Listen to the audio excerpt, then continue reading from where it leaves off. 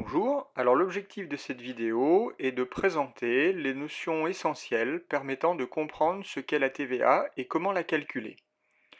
Alors tout d'abord, qu'est-ce que la TVA?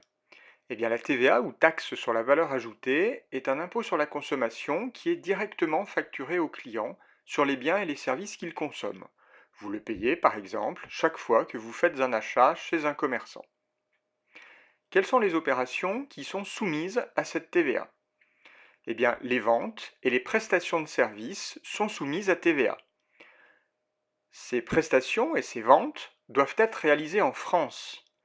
En effet, en règle générale, les exportations de marchandises et les livraisons à l'intérieur de l'Union européenne sont exonérées de TVA.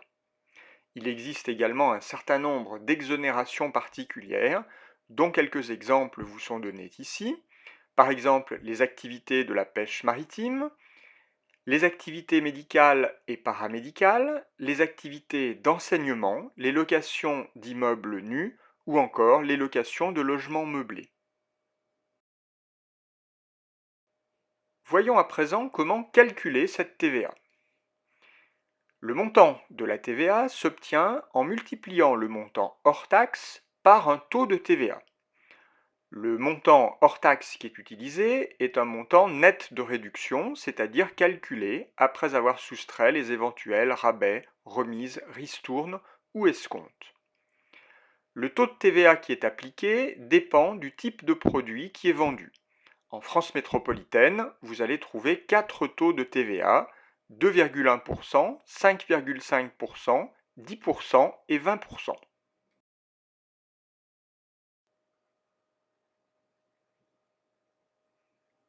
Vous avez ici quelques exemples d'opérations qui s'appliquent pour chacun de ces 4 taux de TVA.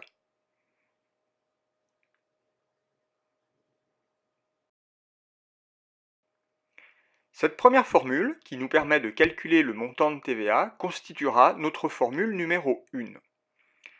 Cette TVA va s'ajouter au montant hors taxe pour donner le montant TTC, c'est-à-dire toute taxe comprise. Cette formule sera pour nous la formule numéro 2. Dans cette formule, nous pouvons remplacer le montant de TVA par son expression mathématique telle que nous l'avons donnée dans la formule numéro 1. En factorisant alors le montant hors taxe, nous pouvons trouver que le toute taxe comprise est aussi égal au montant hors taxe multiplié entre parenthèses par 1 plus le taux de TVA. Cette formule constituera notre formule numéro 3. C'est à partir de cette formule que nous pourrons en déduire le montant hors taxe à partir du montant TTC en faisant l'opération suivante. Le hors taxe est égal au TTC divisé par 1 plus le taux de TVA.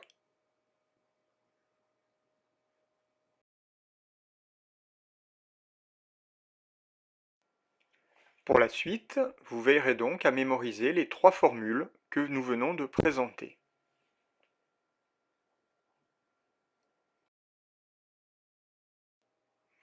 Prenons quelques exemples. Premier exemple, une facture montre un montant hors taxe de 300 euros.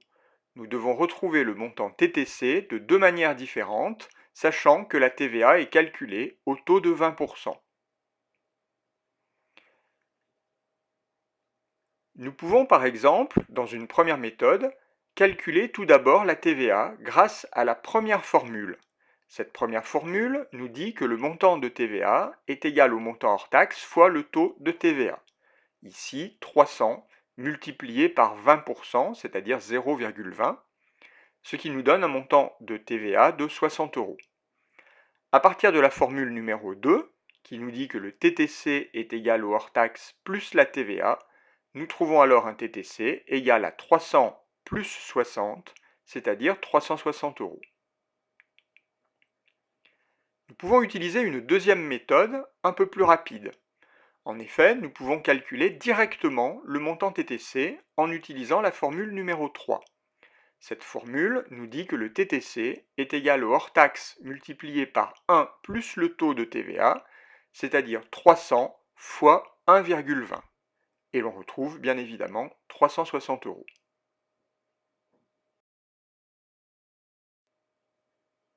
Prenons un deuxième exemple. Cette fois-ci, une facture montre un montant TTC de 263,75 €. Nous devons retrouver le montant de TVA apparaissant sur la facture, sachant que cette TVA a été calculée au taux de 5,5%. Que connaissons-nous? Nous connaissons le montant TTC et le taux de TVA. Par conséquent, la seule formule que nous puissions utiliser est la formule numéro 3. De celle-ci, nous en déduisons que le hors-taxe est égal au TTC divisé par 1 plus le taux de TVA, c'est-à-dire ici 263,75 divisé par 1 plus 0,055. Notre montant hors-taxe est donc égal à 250 €. Grâce à la formule numéro 2, nous en déduisons la TVA qui est égale au TTC moins le hors-taxe, c'est-à-dire ici 13,75 €. Faites très attention, nous pourrions être tentés, compte tenu de l'énoncé, de multiplier le montant TTC par le taux de TVA. Cette opération ne doit jamais être faite, en effet, elle ne donne aucune valeur connue.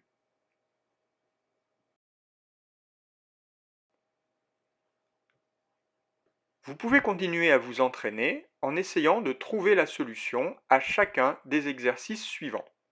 Je vous invite, une fois l'énoncé affiché à l'écran, à faire une pause, puis à rechercher par vous-même l'exercice avant de continuer la vidéo pour visionner la solution.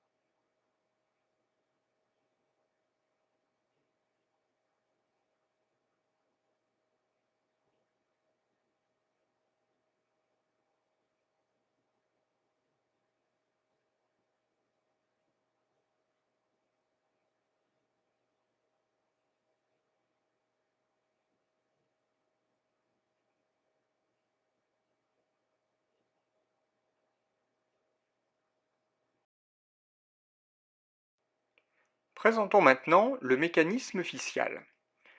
Nous allons nous placer dans une entreprise qui achète un certain nombre de biens ou de services à ses fournisseurs et qui revend des biens ou des services à ses clients. Que se passe-t-il dans cette entreprise? Eh bien, tout d'abord, quand l'entreprise achète, elle va payer de la TVA à ses fournisseurs. Cette TVA lui sera remboursée par l'État, c'est ce que l'on appelle de la TVA déductible. Inversement, quand l'entreprise vend, elle va facturer de la TVA à ses clients. Cette TVA qu'elle collecte, elle devra la rendre à l'État. C'est ce que l'on appelle de la TVA collectée. Donc au fil du mois, l'entreprise va constater de la TVA déductible sur ses achats et de la TVA collectée sur ses ventes. À la fin de la période, elle va pouvoir compléter une déclaration de TVA sur laquelle elle va réaliser l'opération suivante. TVA collectée moins TVA déductible. Si cette opération donne un chiffre positif, cela signifie qu'elle a collecté davantage de TVA qu'elle n'a de TVA déductible. Par conséquent, notre entreprise aura une dette sur l'État qui devra être payée au début du mois suivant. Si l'opération donne un chiffre négatif, cela signifie que l'entreprise a collecté moins de TVA qu'elle ne doit en rendre à l'État. Par conséquent, l'entreprise aura une créance sur l'État. Cette créance sera soustraite sur la déclaration de TVA du mois suivant. Illustrons ce mécanisme à partir d'un exemple. Nous allons imaginer qu'une entreprise A vend des matières premières à un fabricant B. Ce fabricant vend alors ses produits finis à un grossiste C qui lui-même va vendre ses marchandises à un détaillant D. Enfin, le détaillant revend ses marchandises au consommateur final. Commençons par calculer la TVA que devra décaisser chacune des entreprises. Cette TVA décaissée sera la différence, nous venons de le voir, entre la TVA collectée sur les ventes et la TVA déductible sur les achats. Pour l'entreprise A, la TVA collectée sur ses ventes s'élève à 20 euros. Elle n'a pas de TVA déductible puisque nous avons supposé qu'elle ne faisait aucun achat. Par conséquent, la TVA décaissée sera égale à 20 moins 0, c'est-à-dire 20 euros. Pour la société B, elle collecte 50 euros de TVA en facturant ses produits au grossiste C. Sa TVA déductible s'élève à 20 euros, c'est la TVA que lui a facturé son fournisseur, l'entreprise A. Par conséquent, la TVA décaissée s'élèvera à 50 moins 20, c'est-à-dire 30 euros. De la même manière, nous pouvons calculer la TVA décaissée par l'entreprise C, puis la TVA décaissée par le détaillant D. Le consommateur final, lui, n'apparaît pas dans notre tableau puisqu'il ne vous a pas échappé que l'État ne nous rembourse pas la TVA que nous payons.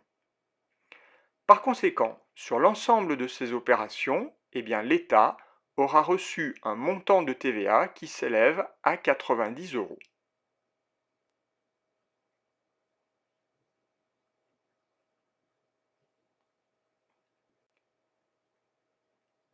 Regardons maintenant ce que va gagner chacune des 4 entreprises. Nous allons faire ce calcul en supposant d'une part que la TVA n'existe pas, puis dans une deuxième hypothèse, en supposant qu'elle existe, c'est-à-dire le cas réel. Commençons par l'entreprise A. Si la TVA n'existe pas, l'entreprise A va vendre ses matières premières 100 euros et, comme nous supposons qu'elle n'achète rien, son bénéfice s'élèvera donc à 100 moins 0, c'est-à-dire 100 euros. Si la TVA existe, elle ne vend plus ses matières premières 100 euros, mais 120 euros.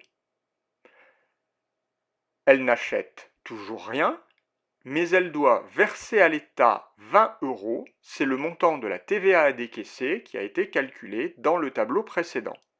Par conséquent, son bénéfice sera également de 100 euros. Nous pouvons faire le même calcul pour l'entreprise B, pour l'entreprise C et enfin pour l'entreprise D. Dans chacun des cas, nous observons que le bénéfice réalisé par l'entreprise sera le même sans TVA et avec TVA. Que pouvons-nous en conclure? Avec ou sans TVA, le résultat que réalise l'entreprise reste le même. Par conséquent, ce ne sont pas les entreprises qui supportent la TVA, mais le consommateur final. La TVA n'a donc aucune influence sur le résultat net des entreprises. En réalité, l'entreprise n'est qu'un intermédiaire entre l'État et le consommateur final qui, lui, paye la TVA et qui est donc le contribuable. La TVA n'étant pas payée directement à l'État, on dit que la TVA est un impôt indirect.